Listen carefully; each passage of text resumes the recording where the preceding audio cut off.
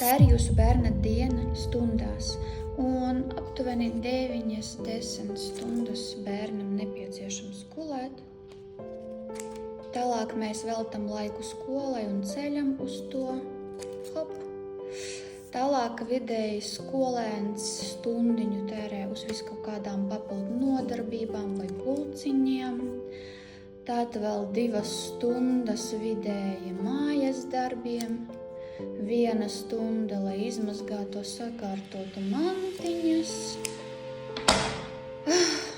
Cik daudz paliek, lai bērns izjustu sevi kā bērns, nevis kā cilvēks, kurš piedzima, lai dzīvotu tā, lai citi būtu laimīgi, ka viņš ir izglītots un dara visu, lai būtu sistēmas pareizā detaļiņa.